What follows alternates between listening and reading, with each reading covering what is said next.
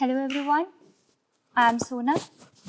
Hi, I'm Kunal, and today we're going to talk about profiling your code. Although we have mentioned 5 tips, but we are going to share a lot more than that. So everybody's app goes slow and the team says like, oh, your app is going slow, like what should we do? So we start adding more servers to it. So first we do try to do vertically, so we start throwing hardwares, CPUs, RAMs, but that doesn't work. So we try to scale horizontally. We are adding more and more servers, but that also doesn't work. So 1 month later, we have a bill of $50,000 per month, but nothing's worked. Our app is still slow. It is still slow because we are not focusing on the right thing. It was like a database query, which was the real problem. So we try a next solution. Somebody says, oh, let's rewrite this thing in a new language. So we try Rust. So after spending 6 developers' times for 8 months, the app is still slow because the original problem wasn't the language, it was some algorithm. Also, we try to micro-optimize some things that really doesn't matter. So we are spending a lot of time on micro-optimizing a loop which saves us 2 milliseconds, but our user is still stuck for 5+ seconds to wait out for a database query or an API. So the real problem wasn't actually this, but we jumped to the solution right away. So how do we solve these things? And why does this happen? So here's the thing. We only see our algorithm, our code, and this is what we try to optimize. But what's underneath it is what actually invisible to us. So it could be an unpulled database, N+ queries, blocking IO operations, which are the real performance killers, but we are not focusing on them. So how do we fix that? So first we need to measure and then find the actual problem and then try to optimize it. Okay, enough of the theory. Let me move now how we can actually do the optimization. I will use Go as an example, but it is applicable to most of the languages. So step 1, which is state simple, we enable profiling. So in Go, you just need to import tprof, and you need to add a line to add an endpoint to listen the profiling, and it will provide you CPU profiling, which will give you the cycles your CPU is spending. Memory profiling, it will track your allocations and heap usage. Go profiling will debug the concurrency, and block profiling is where you see the Go routines are waiting. Step 2 is to collect the data. So when you are running the actual data, your actual application with an actual data, you just call to these commands to capture the CPU profiling or memory allocations. The critical point here is to notice that we should always use the actual data, the real base scenario, not the synthetic benchmarks or the toy data set, because they will only give us hypothetical answers which are not actually the bottlenecks. Step 3, now you have to read the results. So you will get this timeline, and here you can actually see like where is your CPU cycle going, where is the heap allocation happening, and this is where you can find the problem. So now you don't have to guess like what is the actual problem, but you can actually see what the problem is and then start optimizing it. Cool. Let me provide you the techniques that we actually use to optimize our application. So we will start with memory optimization techniques. So first one comes up zero copy data movement. Here you can see that we are parsing JSON from the network and then copying it to the struct, and then again copying it during the transformation, and then once again copying it to the storage. That's 3 copies of the same data, just passing through different functions. More copies mean more allocation. That means more CPU usage and more GC work. Now how do we fix that? So now we pass the JSON once and keep it as a pointer. And instead of copying it again and again, we pass a reference. So now there is no copies and 1 memory allocation. Next up, pre-allocate slices. Here you can see we were growing our log results by using append dynamically, that means Go is going to reallocate and copy the array again and again, which is a waste of memory. How do we fix that? So now we pre-allocate the slices if we know the capacity. So this way we don't have multiple copies and only one allocation. Next up is keep the data on stack. So here you can see that we have a log processor struct, which is a pointer. It looks like it doesn't have any problem, but there is an issue. Since we are creating a pointer using an ampersand operator, it is telling Go to create the struct on the heap. And you see the buffer, that's like 1 megabyte, that is also going to the heap. That's a lot of work for the GC to do later. Now how do we fix that? So now we remove the pointer from the struct, so now it stays on the stack. And instead of creating a huge buffer upfront, we are using an init method to get the buffer from the pool when we actually need it. Okay, this one is interesting. Reusing maps by clearing the keys instead of recreating them again and again. So now you see here we are processing queries, and on every iteration we are creating a brand new map. So let's say, and you see the make, that is a heap allocation happening over and over. Let's say if you have thousands and millions of queries, that means you are making thousands and millions of maps, which is a lot of cleanup for the GC. Now how do we fix that? So step 1, we will create a map outside the loop and pre-size it to 100. So we are telling Go that we need the space for 10 entries, so it doesn't go beyond or grow or allocate when we add more items to it. And the second step is important. So instead of throwing and creating a new brand new map every time, this time we're clearing the keys. So now how does this help? So we only have one allocation, no extra copies, and this is much more efficient. Now we will talk about memory pools for different sizes. So here is the problem, not all buffers are of the same size.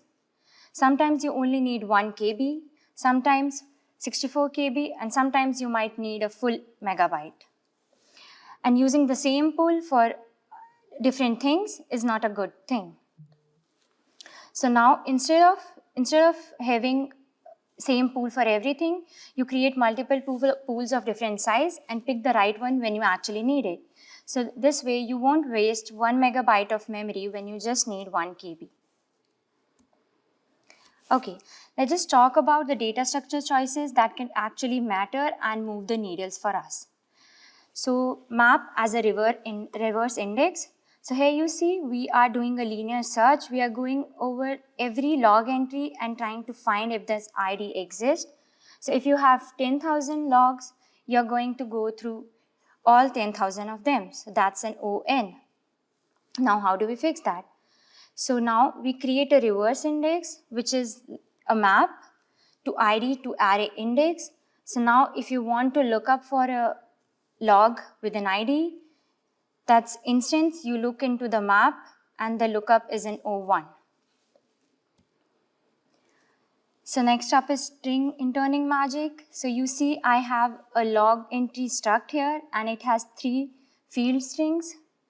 Now if you have thousands and millions of logs, you might see the same service name again and again, like API server, database, cache. But if you are storing them separately, that's the same string stored in multiple places. That's waste of memory. So now we create a string pool map which stored these strings. So if now you are going to add a string, you will actually look up to the map and see if this string exists. If yes, you're going to reference that. If not, then you're going to add and then reference that. So now the multiple places you have the same API server name, it's only one place and you are referencing it multiple times. So it doesn't matter if it is 10,000 logs or millions of logs. Next up is bit sets. So let's say if you are storing millions of Boolean things, and like if an user is active or not, So if you are storing that in a Boolean array, each true and false takes up 1 byte. So here it is 5 bytes for each of the bool. But now if you use a bit set, you can actually store 8 Boolean values in 1 byte. So now that 5 bytes is actually 1 byte. So this is 8x more memory efficient for you. Now, Kunal will tell you more about the micro optimization that actually matters.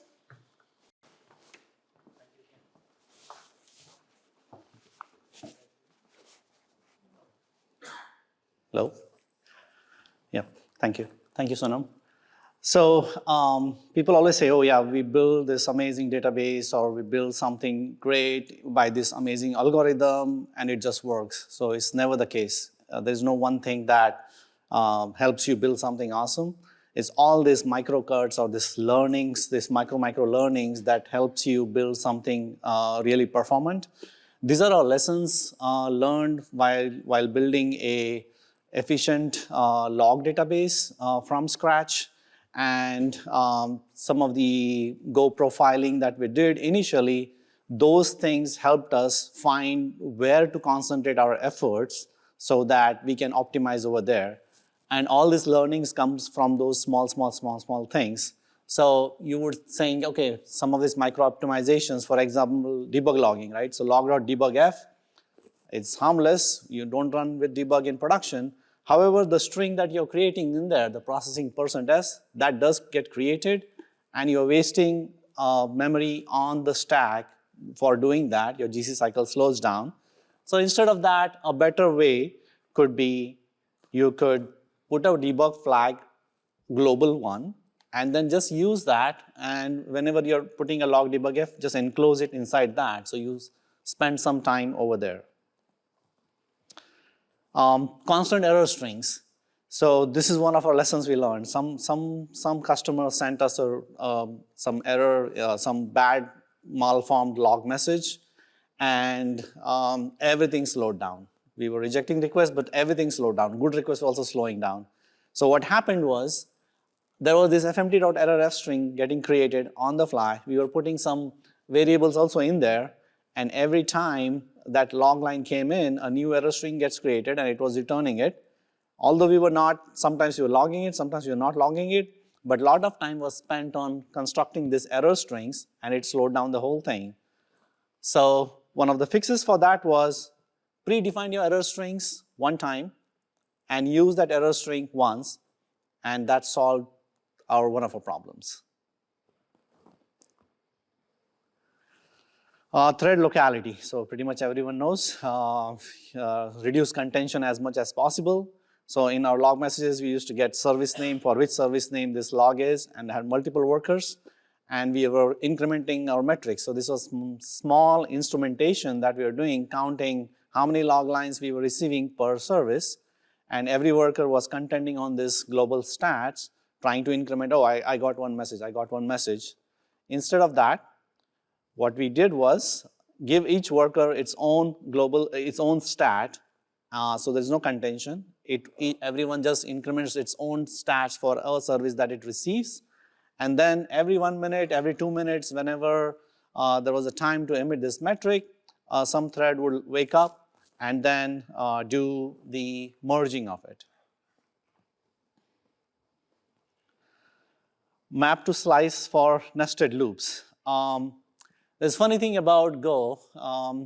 You have a map. Map gives you a O of 1 lookup, so it's fast. Insertion is also O of 1. But there are some cases where you want to iterate over the map. And in this case, there were some pre-filter criteria that we had to iterate over. Take that filter criteria and match it with the log line and see if it matches. So we were walking the map every time. Two problems with this. One is when you're iterating over map, the sequence is not fixed, it's dynamic. Maps will give you a different sequence every time you iterate over it. And there is a slight overhead when you range over a map, it pre-allocates space on the heap. So instead of doing that, what you could do is you keep your map as is for your O of insertions and your lookups for fast, but if you also have another use case of iterating over the map, then take the map, convert it into a slice, and walk that slice. So by walking that slice, you get two advantages. You get rid of this problem of slowness in maps, iterating over maps. And second thing is, if there are some preferences on that slice where you want to process certain things first, and that's your high probability thing, you put it at the head of that slice. Simple string matching versus regexx. Regex is awesome. Although when you're trying to do regexes for many strings, it has to backtrack, it has to put a lot of stuff on the stack, and it could slow down. And also the negative effect of that is it uses heap memory, stack memory. So one thing you could do is, if you know there are certain things or patterns in your log lines or whatever your system you're working on, if it has predetermined strings that are coming up, use simple string-based searchings, string-based checks before you resort to regex. Most of the time, most of your things would match right ahead of that. All right, so these were the learnings that we did over the past 3-4 years building this database from scratch. There were a lot of things we learned and a lot of surprises along the way. Many times our intuition was wrong, and by using Go profiling or any language profiler tool has those profilers, look at the profilers and see where your hotspots are, and then invest your time on what to optimize for. Sonam is going to take over for the last slide. Yeah, so now we know all the optimization techniques, and now we know that we should stop guessing, start measuring, and actually fixing things. How do we do that? We should add the profiling instrument. And I mean, before you actually have a performance problem. So you should set up the profiling before your app actually starts firing up and user is complaining that actual application is slow. Set up your CPU, memory, IO profiling beforehand. Second, run with actual data. I can't force much on this, but yeah, if you use toy dataset, it will going to give you toy results. So use real data volumes, real user patterns, real network conditions.